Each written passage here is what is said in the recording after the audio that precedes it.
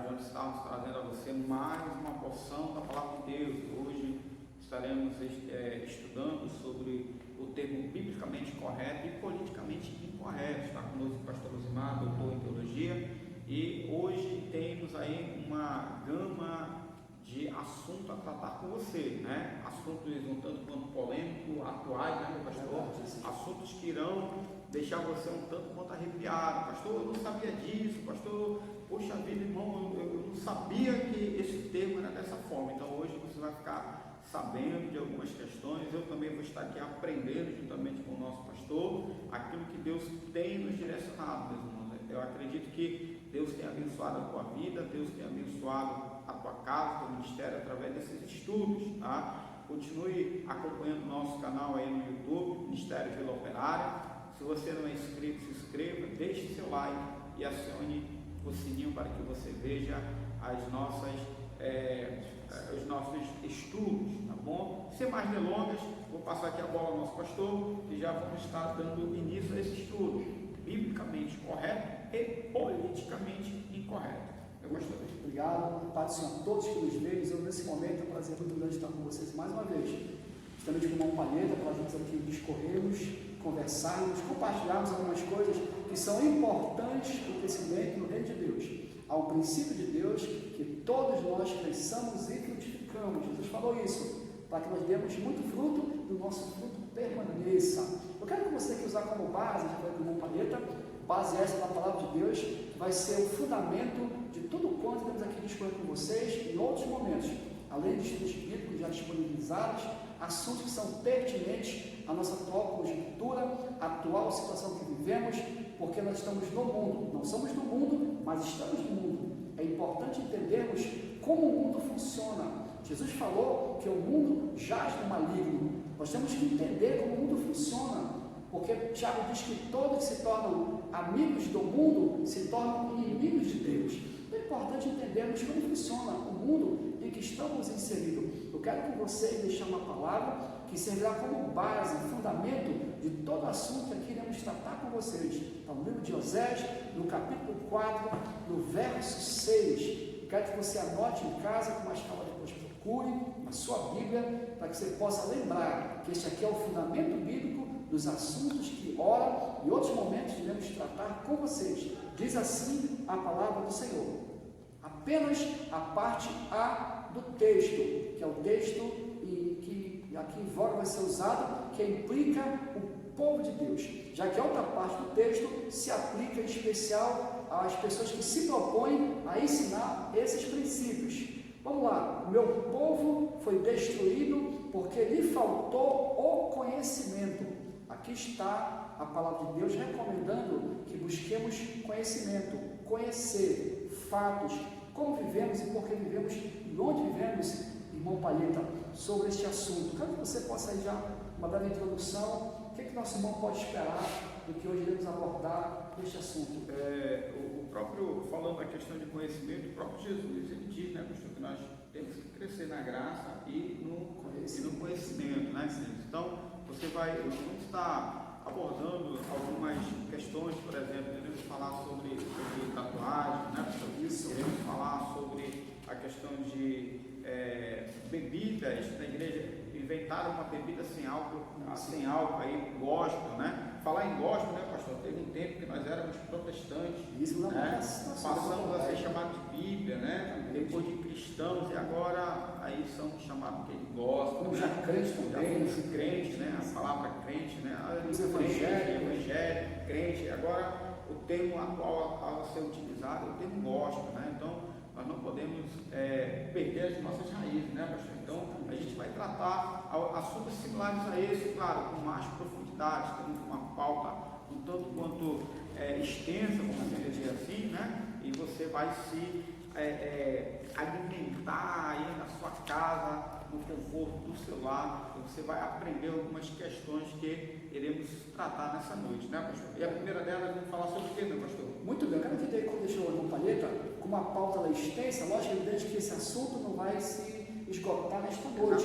Vamos ter outros momentos com vocês, mas hoje vai ser uma pitada, vai ser, digamos, um tira-gosto que virá por aí. Muitas coisas boas, iremos aqui compartilhar com vocês, para que possa ajudar no seu crescimento espiritual e, acima de tudo, lhe fortalecer nesse dia que nós estamos vivenciando. Disse a você, pela Bíblia Sagrada, que o povo se perde por falta de conhecimento. Nós sabemos pela Bíblia que o mundo inteiro jaz no maligno. O nosso adversário, ele controla o mundo. E assim, quando eu digo controla, estou dizendo um controle permissivo de Deus. Porque do Senhor é a terra e a sua plenitude, diz a palavra de Deus. Mas Deus outorga a Satanás um controle, mesmo que momentâneo, provisório, ao ponto de a Bíblia dizer que o mundo jaz no maligno. Também dizer que há principados, potestades e dominadores. Isso é um fato bíblico incontestável. Por outro lado, também entendemos que esse domínio, ele é um domínio que passageiro, ele é provisório, até quando vier Jesus. Assim vai ser estabelecido o reino de Cristo, o reino que nunca se acabará, o reino do Senhor Jesus Cristo. Mas enquanto aqui vivemos, eu quero que vocês pensarmos algumas coisas. Nós hoje vivemos em um momento tal que o Evangelho, ele de forma muito sutilmente, ele está sendo sufocado no planeta, num país como o nosso. Países de maioria cristã, países do Ocidente como um todo, o Evangelho está sendo sufocado. A Europa hoje vive um momento de humanismo. O Evangelho quase hoje não existe mais na Europa. Países outrora berço do avivamento, hoje não resta mais nada. Países como a Alemanha, que geraram Martim Lutero, Inglaterra, que geraram John Wesley, Whitefield, Charles Spurgeon, grandes homens de Deus do passado, hoje se resumem a lembranças, a museus. Igrejas hoje são pubs na Inglaterra, hoje catedrais na Alemanha são museus, porque não existe mais o Evangelho. Hoje os países europeus são quase todos que humanistas. Deus é apenas uma vaga lembrança. E por que isso aconteceu? Por causa do constante aumento do humanismo naqueles países. E hoje, da mesma forma também, em países como o nosso, isso tivemos avançar. E como isso começa, irmão Paleta? Começa exatamente nas instituições de ensino, nos colégios e nas faculdades. E no mundo como um todo, existe toda uma estrutura, todo um planejamento para que um dia possa se manifestar o anticristo. E ele tem criado estruturas para estabelecer o seu domínio, seja nas artes, na cultura, na imprensa, no ensino, em todos os segmentos, ele estabeleceu os seus tentáculos. Você se recorda que na mitologia antiga havia um monstro chamado Hidra. A Hidra, ela possuía 7 cabeças. Ao cortar-se uma cabeça, surgia outra no lugar. O interessante é que a Bíblia fala sobre um dragão que tem 7 cabeças. É uma analogia interessante, uma paleta sobre isso, para entendermos como funciona a estrutura diabólica de Satanás. 7 cabeças revela a plenitude de inteligência, de pensamento, ou seja, o nosso adversário, ele é inteligente, ele armou, ele preparou uma estrutura no mundo para que pudéssemos estar nela e sem percebermos, possamos ter o nosso conhecimento e a nossa fé diluída por doutrinas humanistas. Vamos aqui falar um pouquinho sobre isso, vamos aqui abordar algumas temáticas que envolvem estes assuntos. Por exemplo, a Bíblia, vamos ver nos momentos que Deus dá a algumas pessoas, alguns insights de eventos futuros, sem que implica dizer que tais pessoas sejam profetas, ou sejam videntes, ou sejam espirituais. Simplesmente Deus, na sua soberania, Ele dá a algumas pessoas alguns flashes, alguns insights de eventos que poderão acontecer. Por isso que algumas pessoas se surpreendem quando dizem, quando vê os Simpsons previram tal. Não é de se admirar. Deus dá sim a pessoas esses flashes, esse insight do futuro, sem que isso implique a elas sejam salvas ou servos de Deus. É unicamente a soberania de Deus em dar a pessoas diversas, pela sua livre escolha, um insight ou flashes do que vai acontecer no futuro. Eu quero que vocês hoje começarmos um livro muito interessante chamado 1984, de George Orwell. Esse autor inglês escreveu esse livro em 49, olha só. Ele escreveu 1999 e o nome do livro era 1984. Neste livro, ele já preconizava algumas coisas que hoje acontecem nos nossos dias. Eventos estes que apontam que o autor, mesmo que inconscientemente, se referia a eventos futuros e proféticos que hoje acontecem. E o interessante, eu quero que vocês apenas pontuar algumas coisas sobre este autor, em 84, dizendo no seu livro que haveria uma sociedade totalitária, que havia uma pessoa que iria controlar toda a raça humana. Haveria em todas as casas televisões e câmeras para poder vigiar cada cidadão. Este governador mundial, ele teria acesso a todas as casas, residências e aos cidadãos. Ele poderia monitorar essas pessoas no seu dia a dia. O interessante é que este cidadão era chamado de um grande irmão, que em inglês é o Big Brother. Big Brother. E dizia: Big Brother está de olho em você. E curiosamente, em 1970, uma empresa holandesa chamada Endemol criou um reality show chamado Big Brother, que tornou-se sucesso em alguns países, em especial no nosso país, o Brasil. Evento este, que vocês que já assistiram, espero que não tenham assistido, mas não assistem, não vejo nada interessante, mas que demonstra o que é estar em um local totalmente vigiado por câmeras, 24 horas. Ou seja, esse era o plano de controle desta sociedade. Não pode nem trocar de roupa direito, né? Exatamente. Uma câmera em cima, aí no Big Brother, pelo que se sabe, o único lugar parece que não tem uma câmera que é distinto é no banheiro, né? Vamos dizer assim. É o único lugar da casa que não tem nenhum acesso, né? Para suas necessidades fisiológicas, vamos dizer assim. Até para tomar banho, a pessoa ela tem que se resguardar dessas câmeras, né? Exatamente. É complicado, você está sendo vigiado 24 horas por dia, né? E a gente vê o interessante desse livro, né? Que é em 1949, né? Mais de 50 anos, 60 anos atrás, né? A pessoa já viu isso. Isso aponta também para um evento mais à frente. Exatamente, né? Isso vai apontar aí para a questão do anticristo, né? Exatamente. Um político ou um líder humano que vai ter controle sobre a raça humana, quem sabe não dessa forma, né? Exatamente. De forma muito mais ampla, né? Hoje em dia existem tecnologias que podem estar nos vigiando nesse momento pelo celular, sem nós sabermos. Eu vou aqui da internet. Interessante, que vamos ver algo interessante, que quando você fala de privacidade, no próprio livro de George Orwell dizer que esse governante, ele ia quebrar a privacidade. Você falou algo interessante, só não se pode ver o que acontece no banheiro, no evento que é aberto ao público, mas no pay-per-view esse acesso é permitido. Olha que interessante, eu digo para você, mas nunca assisti, eu estou apenas aqui com base de informações. O evento que é transmitido na televisão não permite o acesso ao banheiro, mas no evento que é em pay-per-view, no canal fechado, este acesso é liberado. Ou seja, é o conceito deste do Big Brother, do grande irmão. Ou seja, não há privacidade, como você falou, em nenhum momento. Interessante que esse mesmo autor, irmão Paleta, olha só, controle mundial, vigilância mundial. Não parece isso aqui uma imitação grotesca da onisciência de Deus?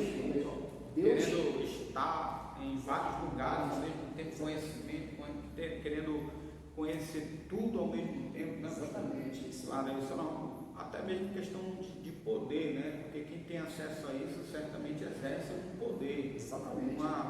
Tem alguma carta na manga, né? Exatamente. E nós sabemos, Deus, pela sua onisciência, presença e onipotência, né? Ele exerce todo o poder. Todo o poder, exatamente. O Salmo 139 vai dizer que Davi reconhece que Deus ele é onisciente. Vai dizer isso, olha. Não então falar, o senhor já sabe que eu vou falar. Então isso aqui é o que é uma imitação bem grotesca da onisciência de Deus. Esse grande governante queria ter acesso, ver todas as pessoas ao mesmo tempo. Mas algo mais interessante vai aparecer neste livro, Paleta. Vai mostrar o Estado, além de totalitário, que controla os seus cidadãos, vai também criar um sistema de política de vigilância ao pensamento e à opinião, irmão Paleta. Você acha que isso acontece hoje em dia? Vigilância à opinião, ao pensamento? O que você acha disso? Acontece muito, a gente tenta controlar o que a pessoa pensa e deixa de falar, né? A gente vê, aí quem tem acesso ao Facebook, né? Hora vai, hora vem, alguém coloca lá, poxa, eu tentei falar isso no Facebook e não foi permitido, que isso é controle de pensamento, né? É tirar o livre-arbítrio de uma pessoa, né? A força de expressão de alguém. Exatamente. Então isso nos nossos dias acontece com certeza com grande frequência, né? Exatamente. Sigilos telefônicos sendo quebrados, pessoas sendo hackeadas, isso aí tudo acontece nos nossos dias. Em grande escala, na verdade. Pior ainda, né? Que o mundo multiplicou-se a questão tecnológica, aí fica muito mais fácil o acesso para quem sabe manipular. Exatamente. Acesso. E aqui para você, meu irmão, quero comentar o gancho, dizer algo para você, não pode deixar você triste e assustado. Preste bem atenção. O artigo 5º da nossa Constituição Federal, ela garante ao brasileiro livre expressão de pensamento, de ideia, e é vedado o anonimato. Ou seja, momentos como esse aqui não podem ser vedados ao anonimato, tem que ser público, tem que ser livre. A nossa CF garante isso. Mas o que acontece nesse dia especial? O que diria? Eles iriam controlar justamente a opinião, como hoje existia. Algum tempo atrás, um candidato a presidente da República tinha um projeto, um plano de governo, a criação do limite da rede social. Ele queria limitar o acesso à internet. Ele tinha um plano de limitar o acesso à informação digital. Um marco, chamado de marco da internet, uma forma de controlar informações que são disseminadas na rede. Agora, um fato interessante, meu irmão, não se assuste. Quando você compra um celular, dá o seu CPF um chip, ou cria uma senha em qualquer rede social, você já automaticamente já faz parte de uma rede mundial. E automaticamente você já é monitorado. Todos nós somos monitorados. Você que tem um celular, você é monitorado. Você que tem um notebook, você é monitorado. Você que tem um canal no Facebook, é monitorado. Tem canal no Instagram, é monitorado. No WhatsApp, é monitorado. Você, ao dar o seu dado, o seu CPF, as instituições, você torna-se parte de uma grande rede de informações. Ou seja, nós fazemos parte de uma teia de informações. E o curioso é que a palavra web é a palavra inglesa para teia. Então nós estamos numa grande teia. Estamos envolvidos nela. Nós somos controlados. Não temos como fugir disso. Nós somos controlados. Eles têm acesso ao que nós falamos. Nossas mensagens do WhatsApp, eles têm acesso. O que postamos no Facebook, eles têm acesso. Ou seja, o indivíduo, o ser humano, ele é controlado. E isso vai acontecer em uma escala muito maior no tempo do fim, na época que está se aproximando, a época de Cristo. Tanto que somos controlados que quando você coloca algo, vamos dizer assim, algo inapropriado nessas redes sociais, a pessoa ela é excluída, né? Exatamente. Por exemplo, jogos de videogame, você tem um determinado acesso, mas se você faz algo inapropriado ali também, você também é excluído. Por quê? Porque isso aí eles estão monitorando, né? Agora, como consegue monitorar uma gama de pessoas que já somos o quê? 7 bilhões? 1 bilhão tem o Facebook, a maior extensão do mundo, ela possui usuários. Então, ela possui o controle sobre 1 bilhão de pessoas. 1 bilhão de pessoas nominais, fora as que são as pessoas que seguem demais de uma família. Então, colocamos aqui por baixo, 4 bilhões de pessoas são praticamente controladas pelo Facebook. É o que? Mais da metade da população mundial? Exatamente. Ou seja, isso é o que? Tudo isso é uma pálida demonstração do poder que o anticristo exercerá no tempo do fim. O controle sobre as pessoas. Por isso a exigência logo mais de uma marca para poder torná-los todos normatizados. Não é verdade? Um só padrão. Mas veja bem, por que isso acontece, companheiro, de derrubar conteúdo? Por conta que também já dizia George Orwell, haveria a polícia do pensamento, ou seja, da opinião, é o que chamam de politicamente incorreto. Eu quero que você aprenda uma coisa, meu irmão. Você que tem mais de 40 anos, como eu tenho, na casa de 50 anos, quando éramos crianças, nós brincávamos com alguém dizendo assim, pessoas tratavam, por exemplo, uma música muito comum na década de 90, do Luiz Calda, um cantor que falava sobre uma cantora negra, uma mulher negra. Ele dizia: negra do cabelo duro que não gosta de pentear, quando vai para a rua e começa a cantar, olha lá aí, para quê? Para passar batom. Esse mesmo cantor hoje disse que essa música seria totalmente impossível de cantar, por causa do discurso politicamente correto. As pessoas dizem assim, se você disser para alguém, está tudo negro, está tudo preto, você pode ser processado por causa do politicamente correto. Mas eu pergunto, quando dizemos, me deu um branco, o que acontece agora? Por que esse mesmo juízo não acontece com uma pessoa branca, não é verdade? Se alguém falar que está tudo preto, é preconceito, você pode ser processado. Mas quando alguém diz, me deu um branco, e agora? Mas por que isso acontece? Por causa do politicamente incorreto. Vemos em dias em que a nossa opinião ela é policiada, ela é vigiada. E quando encontramos pessoas que falam o que pensam, que falam sem medo de magoar, como elas são taxadas hoje em dia? Elas são taxadas de quê? De preconceituosas, desrespeitosas, não é verdade? Elas são tratadas de forma pejorativa. Quem nunca na vida brincou com alguém e disse assim, ei, ô tamborete de forró com uma pessoa baixa, sem que isso fosse um crime, não é verdade? Quando éramos criança, esses termos eram muito comuns. Toco de amarrar onça, nunca houve problema. Por que isso mudou? Por causa do politicamente correto, não é verdade? Hoje em dia, até a igreja ela é sufocada pelo discurso politicamente correto. Já tentaram, através de leis, com que mensagem que se focava grupos específicos da sociedade fossem proibidas de se pregar na igreja, meu pai. Você imagina isso? Foi tentaram criminalizar a opinião do pastor. É complicado, né, pastor? Porque nós seguimos um padrão bíblico, né, dentro da igreja. Então, o que acontece, né? Os governantes, vamos dizer, esses que criam esses tipos de lei, eles tentam dizer que nós somos criminosos, como pregadores do Evangelho, né? Existem termos bíblicos, até o senhor já me mostrou isso, né? Termos bíblicos que foram aí, vamos dizer assim, colocados de uma forma politicamente correta, né? Para se passar o cidadão, para não ofender. Exatamente. Porque nós pregamos e não ofendemos ninguém, né? Eu, pelo menos, graças a Deus, prego a palavra, ministro a palavra, procuro ser, vamos dizer, biblicamente correto, sem ter que ofender ninguém, porque o Evangelho é isso, é você pregar o amor de Cristo sem ofender ninguém, né?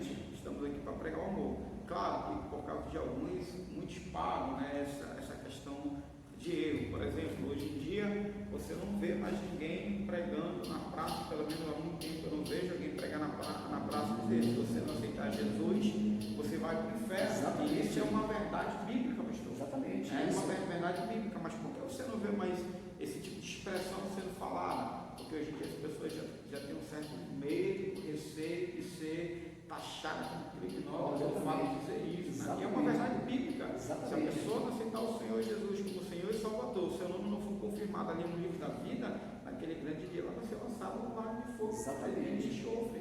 Isso é bíblico, né? Mas infelizmente as pessoas estão tentando tirar isso, essa liberdade de expressão dentro da igreja. Exatamente. E a igreja, de uma certa forma, ela é sufocada pelo politicamente correto.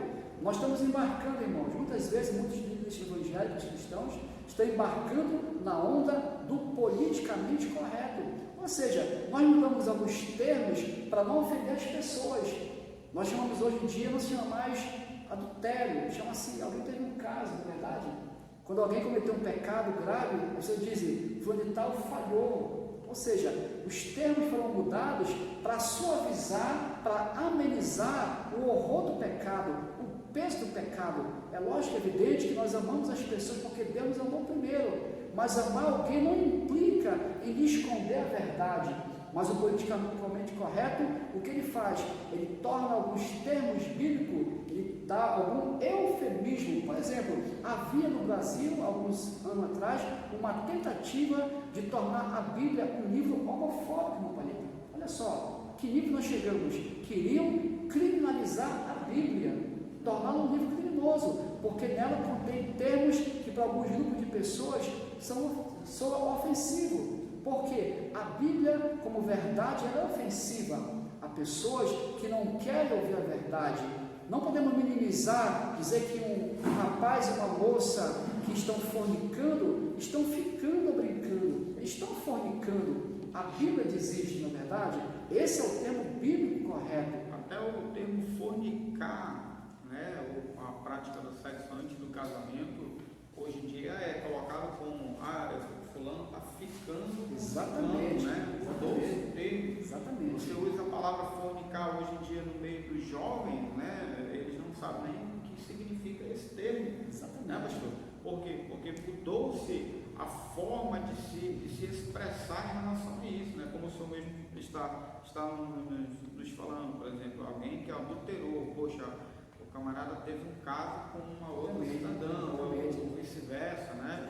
O cidadão pecou, não, ele não pecou, ele escorregou, ele falhou. A palavra pecado dentro da igreja, por conta disso, parece assim que ela tem se extinguido, parece assim que ofensiva, né? Parece assim que é uma agressividade a alguém, mas não, a Bíblia fala do termo pecado, né? A Bíblia tem o termo pecado escrito na Bíblia, a palavra pecado, a palavra adultério, a palavra fornicação, dentre outras que nós utilizamos não de uma forma ofensiva, mas de um fato de verdade, porque a verdade em si, ela é doída. Exatamente. Mas Jesus disse que a verdade liberta, pastor. Com certeza, né? Então, veja bem, nós estamos caminhando dentro dessa linha de pensamento. O mundo que vemos hoje é um mundo regido por regras, por normas, que de uma certa forma formatam o indivíduo. Por exemplo, nós podemos ver isso aqui bem claramente.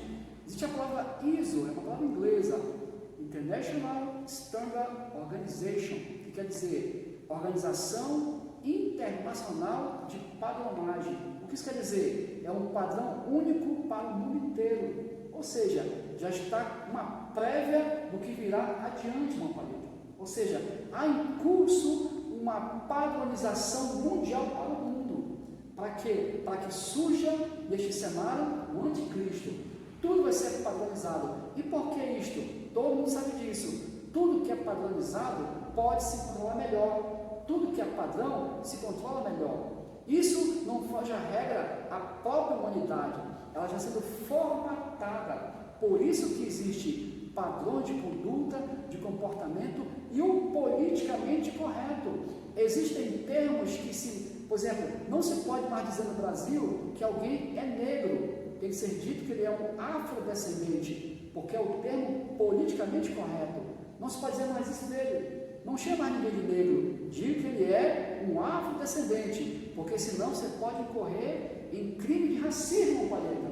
Para onde nós estamos caminhando? Ou seja, não se pode dizer mais isto. Não se pode mais dizer que alguém tem opção sexual diferente do normal. Tem que se dizer que ela é uma pessoa que tem um gênero diferente. Ou seja, as pessoas estão sendo tolhidas em sua opinião por causa do politicamente correto. E a Bíblia não está alheia a isto, esses fatos, na verdade. Vamos ver aqui rapidinho outras questões, para nós entendermos como isso funciona. Ele vai dizer mais ainda que haverá um tempo, dizendo isso aí, George Orwell, veremos uma época em que a liberdade de pensamento será de início um pecado mortal, e mais tarde a abstração sem sentido. Ou seja, as pessoas vão parar de falar, de pensar, porque de tanto se bater, de tanto se contestar, ela vai aceitar aquela opinião. Poxa, a gente fala para sempre porque alguém vai falar, vai vir da igreja. Não dá para falar mais sobre isso, porque senão o fulano vai embora da igreja, né? As pessoas não vão querer mais aceitar a forma que vai ser ministrada, né? Vamos dizer assim, vão querer enganar como na época de um período atrás, onde alguém dizia que aquilo era verdade e era visto como verdade absoluta, né? Lá no tempo de Martinho Lutero, quando havia um domínio, né, sobre a educação, onde somente pessoas do clero que tinham a educação, né, e tinham acesso a certas verdades, né? E Martinho Lutero, quando ele teve acesso a isso, né, ele vai e escreve as suas 95 teses, e abre para nós um período diferente, um período distinto, né, que traz até a igreja moderna hoje mais verdades que outrora nós não conhecíamos. Exatamente. E como é que funciona? Como é que funciona para a igreja? Como é que a igreja é afetada com este pensamento que hoje existe no mundo? Uma área muito liberal da igreja hoje chama-se a teologia inclusiva. A teologia inclusiva é o ramo mais liberal que hoje existe na igreja. É um dos ramos mais maléficos que existe hoje na igreja. Porque a teologia inclusiva, ela quer dizer algo que a Bíblia não diz. Ela quer afirmar algo que não diz a Bíblia. E aqui eu quero abrir com vocês um parêntese. A igreja, ela não é inclusiva. A igreja, ela é acolhedora. A igreja acolhe a todos, mas ela não é inclusiva. A igreja sempre foi e sempre será acolhedora. Mas hoje que existe no meio evangélico a teologia inclusiva, que defende alguns dogmas que são antibíblicos. E como defendem? Defendem sob o falso argumento de que hoje algumas coisas não são verdade no dia de hoje. Eu quero que você, meu irmão, que está aí nos vendo e nos ouvindo, preste atenção, uma coisa que você tem que aprender, se quiser anotar no seu caderno, no seu coração. Não existem duas verdades, só existe uma verdade. Aliás, existe uma verdade absoluta, que é a verdade da palavra de Deus. E existe uma pessoa que é a verdade encarnada, que é a pessoa do Senhor Jesus Cristo. Ele disse isto: eu sou o caminho e a verdade e a vida. Ele é a verdade encarnada. Esquece essa balela que você talvez tenha ouvido em falar que, não, pastor, isso é a sua verdade, mas o fulano de tal disse outra coisa. Não existem duas verdades no planeta. Ou uma verdade ou a outra é mentira. Não há duas verdades. Alguém está mentindo ou alguém está falando a verdade. Então a teologia inclusiva, ela brinca em dizer que existem outras verdades, ou seja, ela procura desconstruir verdades bíblicas, dizendo que existem outras verdades. Por exemplo, é muito comum você encontrar hoje em redes sociais igrejas que aceitam o casamento de homossexuais. Eles dizem que são igrejas inclusivas, porque eles dizem que a Bíblia não diz exatamente isto. É o que eles dizem, é o que eles chamam de o silêncio da Bíblia. Quando a Bíblia não menciona certo fato, assunto, é porque ela permite, é porque ela libera. Ou seja, baseado nesse argumento, vou dizer então o seguinte: a Bíblia não fala sobre drogas, sobre cigarro. Então vamos fumar cigarro então. A Bíblia não fala em usar metralhadora. Então vamos usar metralhadora então, já que ela não fala sobre isto. É o argumento do silêncio. Ou seja, a falta ou a ausência deste fato na Bíblia quer dizer que ela permite, que ela libera. Mas veja bem, o assunto não vai ser isso hoje, mas para entendermos como funciona na prática essas questões. Então, a teologia inclusiva, o que ela faz? Desconstrói algumas verdades que são bíblicas. Por exemplo, você vai encontrar pessoas que vão criticar a igreja. Para que igreja? Não precisa de igreja. Nós hoje vemos que, pela atual conjectura que estamos vivenciando, nós temos culto online, pessoas em casa, isso é um fato. Mas entendamos que sempre foi um princípio de Deus. Os primeiros discípulos, eles iam nas casas, mas depois iam ao templo. Porque o templo não se trata de criar um prédio, se trata de uma necessidade das pessoas ter um local para se reunir. Porque nada substitui o compartilhamento, o ajuntamento, a comunhão. Estamos aqui numa live, nos aproxima sim, mas isso não substitui estarmos juntos, apertarmos a mão, darmos um abraço, porque não é assim que funciona a mente do ser humano. Mas eles estão aí, desconstruindo a questão da igreja, e ficam dizendo por aí: para que igreja? Eu não sei de igreja para servir a Deus. Para que prédio? Deus não habita em prédio. É lógico, evidente, que Deus não habita no prédio. Que habita no prédio são os salvos, são os crentes, os que servem a Deus. Mas o que é isso? É a teologia inclusiva, desconstrução de verdades bíblicas. E olha que pessoas, a gente não está falando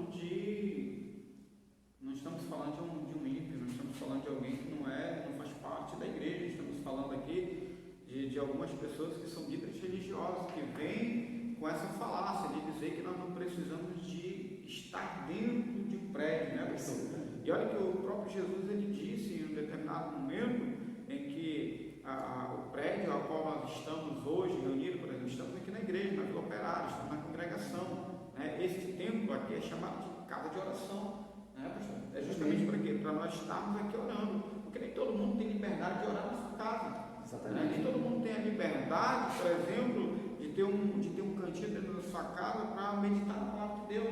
Ou uns fazem isso muito cedo ou fazem isso muito tarde da noite, né, pastor?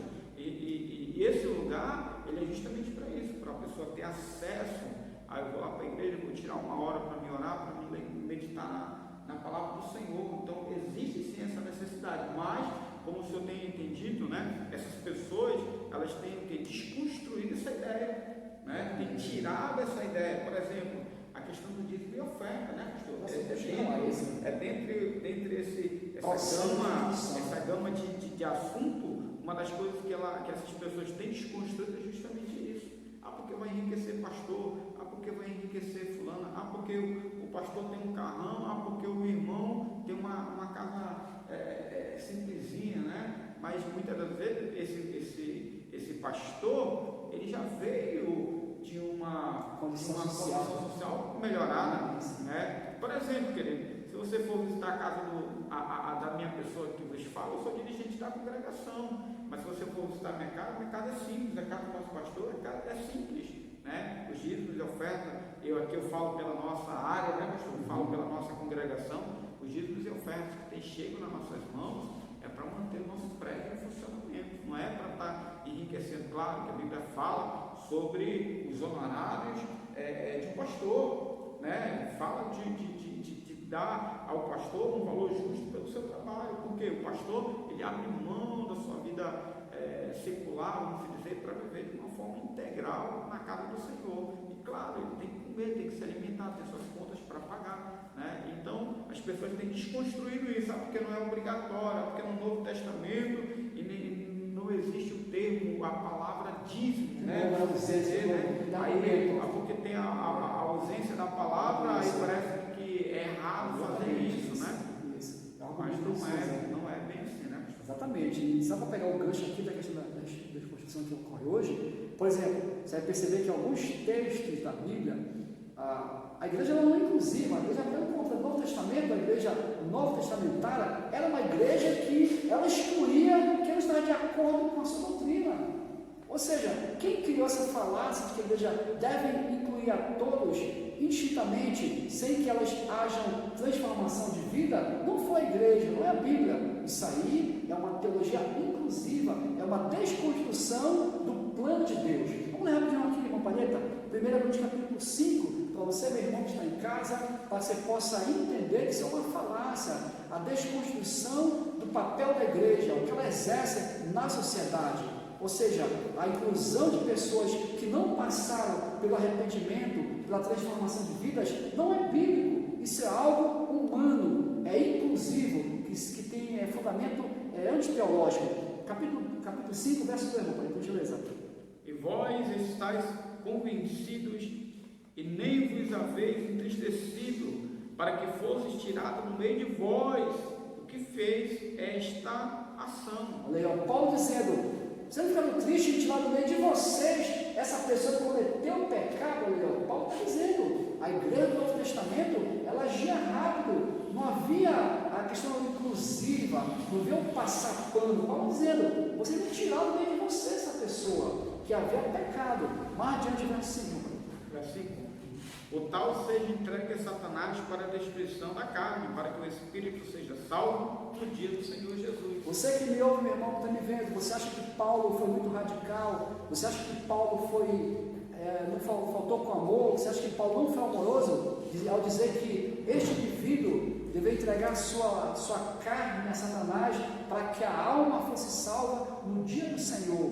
Que discurso pesado! Discurso como este, que se fosse no dia de hoje, certamente não iria encontrar reverberação. Pelo contrário, ia ser mal interpretada, mesmo sendo o apóstolo Paulo. Por quê? Por causa do discurso politicamente correto. Lembra na forma, irmão, só para ficar bem claro para os irmãos aí? O tal seja entregue a Satanás para a destruição da carne, para que o espírito seja salvo no dia do Senhor Jesus. Verso 9. Verso 9 diz assim: eu vos tenho escrito por carta para não vos ajuntar com os fornicadores. Olha aí, ó. Se fosse o pastor dizendo isso a você, meu irmão, para que você não fique junto de fornicador, como você iria interpretar? Que eu não tenho amor pelas almas, que eu não sou amoroso com os perdidos? você deve interpretar como cuidadoso em relação a você. É lógico, evidente, que Paulo está dizendo que nós não temos que nos aproximar dessas pessoas.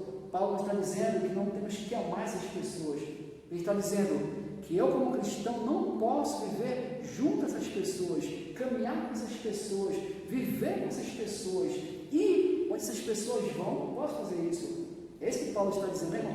O salmista, no Salmo 1 diz, né, pastor? Não andei segundo o conceito do simples, não se assentei na roda dos escarnecedores, né? Não se detém no caminho dos pecadores, nem na roda dos escarnecedores, né? O apóstolo Paulo também, se não me falha a memória, aqui em 2 Coríntios, ele diz que as más conversações, elas corrompem os bons costumes, ou seja, alguém que não faz esse tal tipo de prática, ele passa a andar com uma pessoa desse jeito, claro, ele vai cair na tal prática. Exatamente. Por isso que a Bíblia e o apóstolo Paulo, né, ele vai orientar aos irmãos, aos crentes, para que não ande com esse tipo de pessoa. Né? Exatamente, e aqui vemos aqui uma clara alusão de que esse discurso bíblico ele é frontalmente oposto ao discurso politicamente correto.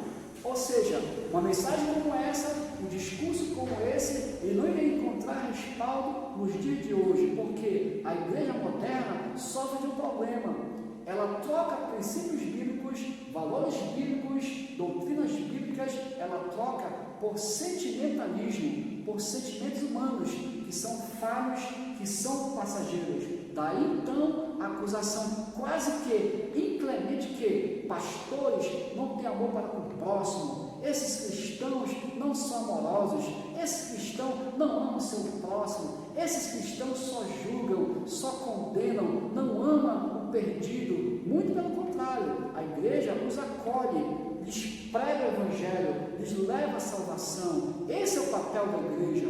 Mas em nenhum momento a Bíblia vai afirmar que devemos conviver com pessoas que não querem ter sua vida transformada ou passar pelo processo de salvação através da fé no Senhor Jesus. Essa é a condição básica para se ter acesso a Jesus. Mais adiante, irmão, para o verso 13, por favor. 13. Mas Deus julga os que estão de fora, portanto, apartai dentro de vós essa pessoa perversa. Ali, ó. Apartai dessa pessoa perversa de dentro da igreja. Paulo vai dizer isso aí, ó. Paulo vai dizer que essas pessoas, algumas estavam fora da igreja, mas outras estavam dentro da igreja. Aí Paulo vai confrontar a igreja com isso. Ou seja, é o discurso que hoje não se encontra mais respaldo. Porque, de novo repetindo, meu irmão, minha irmã, não confunda a sua fé com sentimento, irmão.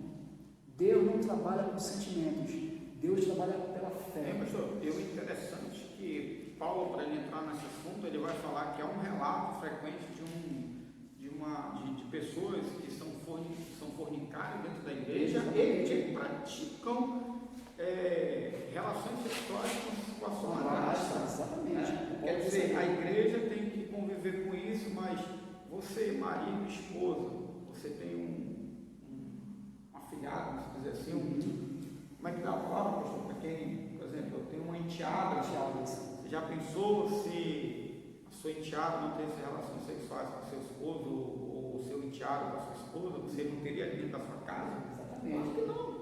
Aí quer manter na igreja. Aí quer manter dentro da igreja. Não, dentro da igreja pode tudo, mas mantém dentro da sua casa, então. Exatamente. Né? Conviva com isso. Estamos falando de termo biblicamente correto. A Bíblia diz que é para a gente se apartar desse tipo de pessoas. Estão dizendo que não é para amar, pastor. Exatamente. Isso. Não é para amar. Amar a gente ama, querido.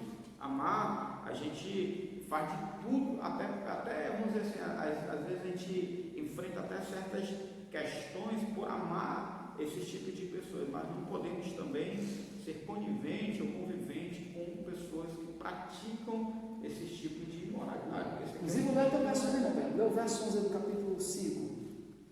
Mas agora escrevi que não vos manteis na companhia de qualquer homem que chamaram de irmão, seja um fornicador, ou avarento, ou idólatra, ou caluniador, ou beberrão, ou extorquiador. Com tal, nem ainda comadre, ou seja, nem tem ainda na sua mesa. E é dentro da igreja, né? Esse Paulo da igreja. Lê de novo rapidinho. Mas agora eu escrevi, ó. Mas agora escrevi que não vos manteis na companhia mania de qualquer homem que chamado de irmão seja um fornicador. Aí ele vai dizer, ó, avarento, idólatra, caluniador, beberrão, extorquiador, com tal nem ainda com mais. Você vai ver aí uma classe de pessoas que Paulo está se referindo, né? E o versículo 13, ele vai dizer, mas Deus julga que estão de fora, portanto, apartai dentre vós essa pessoa perversa. Exatamente, né? Paulo recomenda isso. Nós vemos aí que alguma falta de amor? Não, senhor. É verdade. Não se trata de falta de amor, não é verdade? Aqui não se trata de ausência de amor pastoral. Esses crentes não amam o seu próximo, esse pastor não ama. Não se trata disso, meu irmão. Não embarque nesse discurso inclusivo que hoje existe no meio da igreja. Não embarque nessa ideia de que o amor substitui a palavra de Deus. Não se baseie a sua fé no seu sentimento, se baseie no que diz a palavra de Deus. Não embarquemos no discurso do mundo. Qual é o discurso do mundo? É inclusivo, vem todos, pode vir todos, mas o discurso bíblico qual é? Se alguém não negar-se a si mesmo, é isso? Não pode ser meu discípulo. Jesus falou isso. Quem quiser vir após mim, negue-se a si mesmo, tome a sua cruz e siga-me. Esse é o discurso biblicamente correto, não é verdade? O Paulo diz isso, Romanos capítulo 12. Rogo-vos, pois, irmãos, que não vos conformeis com este mundo, mas rogo-vos pela transformação da vossa mente, transformação de pensamentos, de atitudes, ou seja, não há lugar para a inclusão como existe, ou seja, a teologia inclusiva é um malefício à igreja moderna. Existe a Bíblia da teologia inclusiva, ela vai dizer que não existe na Bíblia o pecado da homossexualidade. Ela vai dizer que não existe na Bíblia, de novo, argumento de silêncio, né? Que nós vamos falar sobre isso aqui. Quando a Bíblia silencia algum tema, eles acham que a gente está o quê? Liberando ou permitindo. E esse tema não silencia não há um silêncio total, porque Romanos diz isso, que Paulo fala né? sobre isso. Levítico fala isso. Levítico fala sobre essas questões. Agora, onde que arranja esse silêncio? Vamos chegar nesse ponto aí, eu vou falar com você. O que existe hoje, juntamente com esse conjunto de práticas, que já dizia George Orwell no seu livro 1984, dizia o seguinte: o que existe hoje é uma questão de semântica. O que é semântica, companheira? É você dar uma palavra um significado para ela diferente, para tentar amenizar para as pessoas que já ouviram uma outra conotação. Eu falei para vocês já várias vezes, né? Adultério virou caso, é isso? Fornicação virou ficar, não é verdade? O pecado virou uma falha, um deslize, ou seja, é uma questão semântica. O que fazem hoje essas pessoas? Eles tentam dar à Bíblia, alguns termos bíblicos, um novo significado para esses termos. Eles tentam dar a ela uma nova significância. Por isso que alguns líderes cristãos famosos na internet, alguns pregadores, cantores, quando confrontados com questões teológicas ou bíblicas, eles saem pela tangente, meu pai. Eles não respondem. O que eles dizem? Não, eu fui chamado para pregar o amor de Deus, não pregar questões teológicas. Eu não preciso saber teologia, eu só sei falar do amor de Deus. De novo, lembrando a você, meu irmão, Deus não trabalha com sentimentos. O amor de Deus é para salvar, mas para ser salvo tem que crer na sua palavra. Isso é o princípio de Deus. Não basta apenas, Deus me amou, estou salvo. Isso é uma falácia, meu irmão. Deus nos salvou porque nos amou, mas para que fôssemos salvos, que foi pela graça, tínhamos que crer na palavra de Deus. Isso é um fato, meu irmão. Então não creia nesta falácia de um Deus tão amoroso que não manda ninguém para o inferno. O mesmo Deus de amor é o mesmo Deus que julga. O mesmo Deus de amor é o mesmo Deus que condena. Aliás, o mesmo Jesus que veio pregar a salvação e foi a prova de amor de Deus, é o mesmo Jesus que Paulo diz que ele vai julgar o mundo. Paulo diz isso. Deus ressuscitou dentre os mortos para julgar e vai julgar. Ou seja, o mesmo Jesus que pregou o amor, levou o amor, vai ser o mesmo Jesus que julgará. Vai ser o justo naquele dia. Olha aí. Ele está voltando a questão. Exatamente. Exatamente. Vamos aqui mais adiante para darmos um pouquinho mais em nossa live. Você está participando, deixe seu like, compartilhe para mais pessoas. Vamos aí fazer com que isso possa crescer mais nesse assunto, que é muito importante pensarmos um pouco como anda a vida da igreja. Uma outra forma de nós vermos como funciona isto na vida da igreja é o que uma pessoa chamada Antônio Gramsci, irmão Paleta, foi um filósofo italiano. Muitos de seus princípios hoje são adotados nas faculdades, inclusive na igreja. Para vocês, a igreja moderna, ela está substituindo princípios bíblicos, valores bíblicos, por valores humanos e passageiros. Algum tempo atrás, nos Estados Unidos, as pessoas estão largando os psicólogos para procurarem pastores. No Brasil, estão largando os pastores para procurarem psicólogos. Olha que inversão de valores. Nos Estados Unidos, pessoas procuram pastores, não psicólogos para resolver problemas existenciais, emocionais, de alma. No Brasil, depois que eu ouvi alguém dizer, pastor, que lê o livro das Crônicas de Nárnia melhor do que ler a Bíblia, alguém famoso, é bem complicado. Verdade, justamente. A Bíblia, existe verdades, a Bíblia ela traz para nós o alimento para a alma, ela contém cura para a nossa alma, enquanto um conto, uma lenda, um mito, alguém julga mais importante do que a palavra de Deus, né? Verdade. Aí vem as pessoas que, em vez de procurar as verdades bíblicas, ou pessoas dentro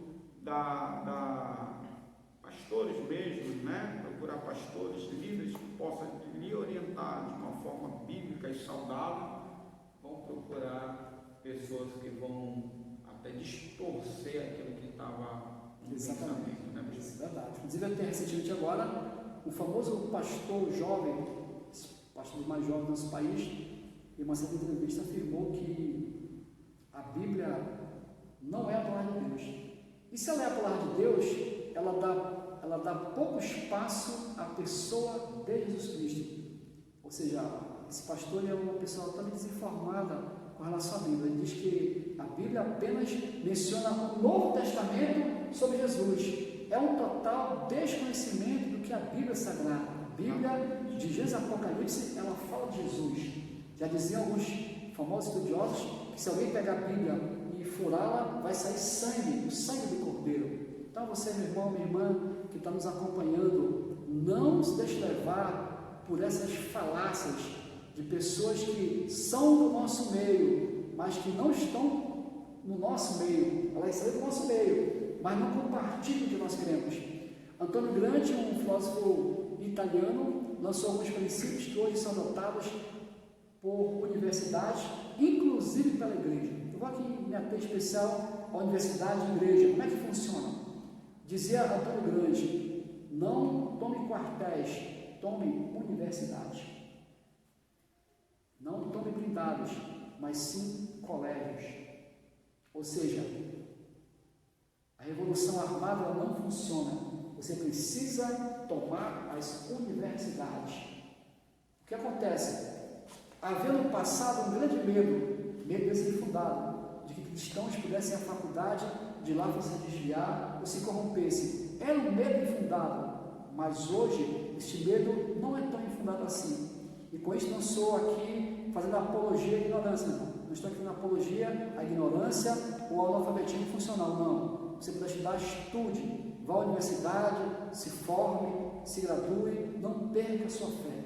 Mas hoje, mais do que nunca, as instituições estão aparelhadas para formarem não mais profissionais, mas sim militantes. Militantes.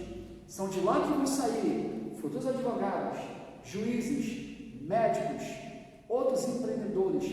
Por isso que sempre na igreja nós assim proclamamos e cremos que nossos filhos irão ocupar lugares de honra na sociedade, no nome de Jesus. Pessoas que vão crescer com princípios e valores da palavra de Deus. Mas vejamos aqui, Antônio Gramsci, ele disse algo interessante. Preste atenção. De grande é que vem a expressão de que não existem verdades absolutas. Que alguns cristãos, alguns pastores abraçam esta ideia de que não há verdades absolutas. Ele eles dizem que há verdades relativas. O que eles dizem? Não, pastor, o que o senhor prega é a sua verdade, mas não é a minha verdade. Como se houvesse várias verdades, como se houvesse verdade relativa. Isso é o quê? Isso é uma ideia de grande. Ele que trouxe isso às universidades. Mais ainda, o que ele faz? Aqui um rápido exemplo. Na sala de aula, meu irmão, minha irmã, que está me vendo e me ouvindo, talvez em algum momento você foi deparado com esta cena. Está na sala de aula, o seu professor ou a sua professora faz um debate e lança uma ideia. Você lança uma ideia, uma verdade. E alguém diz assim, ó, verdade, um exemplo, o aborto não é aborto, é assassinato de criança. Mas eu gosto de aborto, porque aborto é menos chocante. Mas se falar que é assassinato de crianças, é mais chocante. Mas se alguém falar aborto, não choca tanto. Alguém diz assim, ó, professor, aborto é matar crianças. Aí alguém vai dizer assim, ó, meu filho, é a sua verdade. Aí eu diz assim, vai dizer assim, não, professor, eu já acho que aborto não é crime. Aí diz o professor, tá vendo, gente, ó? Aquela é outra verdade. Você é crente? Isso aqui é a tua verdade, mas não é verdade absoluta. Isso aqui é a tua verdade. Ali também é outra verdade. Ou seja, e muitos cristãos embarcam nessa falácia de acreditar que existem várias verdades no planeta. Só existe uma verdade. Uma é verdade, outra é mentira. E nós, como cristãos, devemos sempre buscar, primar, lutar unicamente pela verdade. O pastor Paulo disse que não pode jorrar da mesma fonte uma água doce e amarga. Exatamente. Ele levando a este fato de questão de água doce e amarga, ou ela vai dar água amarga, ou ela vai dar água doce. Não tem como, isso não tem como. Ou você vai falar a verdade ou você vai falar mentira. Exatamente. Não pode existir. Então, quer dizer, se existe uma verdade relativa, existe uma mentira relativa também? Exatamente. Não, mentira é mentira, a verdade é verdade. Exatamente. Mas esta onda ela tem invadido instituições, colégios e chega até a igreja. Por isso que pessoas lá na escola são confrontadas com isso e quando chegam na igreja tem problemas. Porque lá na escola alguém diz para o seguinte, que o aborto não é crime. Vai dizer assim, ó, não, rapaz, isso é a tua verdade, mas não é verdade, não é total, é a tua verdade. Mas só que na igreja ela ouviu falar que aborto é crime. Mas ao chegar no colégio, o professor disse que não. O que o teu pastor falou não é a verdade, é apenas a verdade dele. Qual é a tua verdade? Ah, eu acho que não é. Pô, então é a tua verdade. Então, meu irmão, minha irmã, preste bem atenção. Não existem duas verdades. Só existe apenas uma verdade. E nós, como povo de Deus, Paulo diz em Timóteo que a igreja é a coluna e a firmeza da verdade.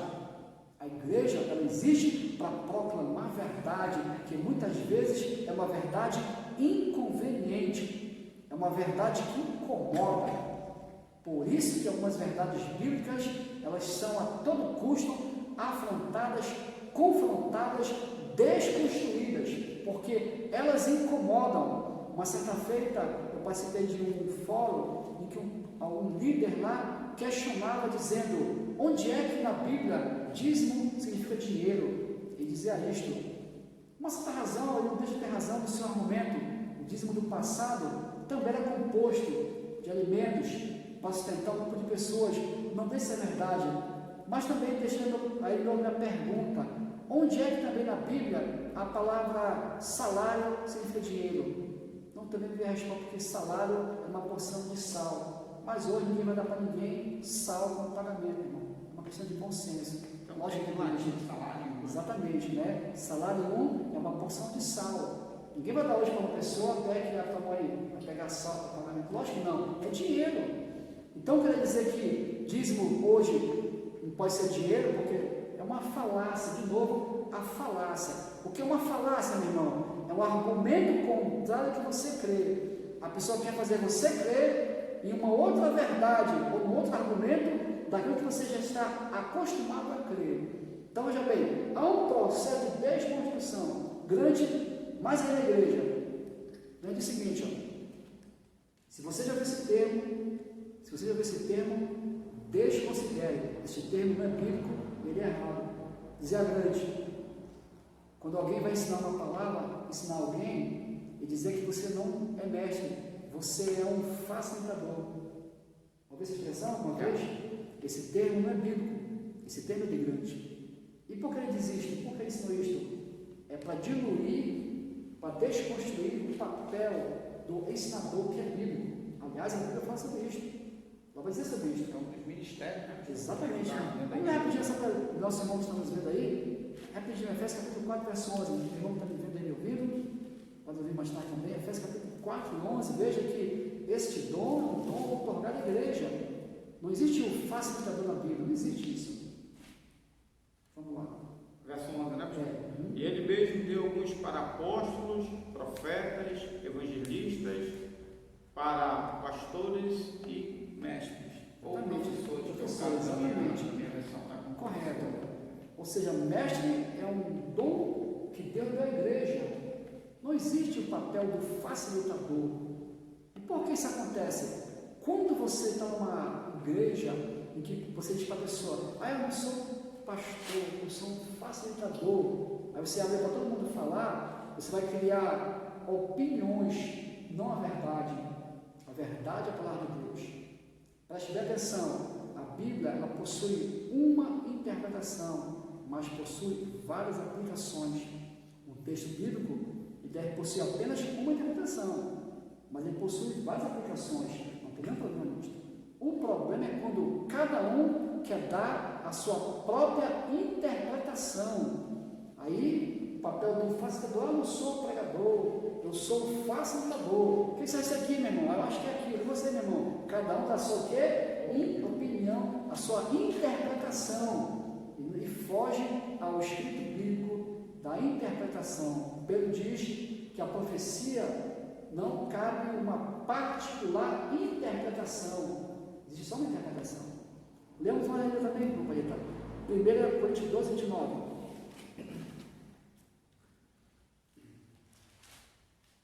Vitor está no controle, que é coisa, Vitor, pessoal. São todos apóstolos, são todos profetas, são todos mestres, são todos operadores de milagres. Olha, Paulo diz que ele pergunta, são todos mestres? São todos. Isso é para algumas pessoas. E aqui não há nenhuma, não denota nenhuma menor ou maior valor. Pelo contrário, a gente falou que os valores são iguais, mas deixa os papéis bem distintos, né, companheiro? Lê uma rapidinho comigo em Mateus 10, 25. Vai deixar bem claro que ele não coloca nem maior nem menor, mas ele coloca que a posição é igual, mas ele distingue um do outro. Não é um facilitador, não existe isso. Você, meu irmão, que está me vendo, me ouvindo, sabendo isso para você, não existe papel do facilitador. Vamos lá. Basta o seu discípulo ser como seu mestre e ao servo como seu senhor.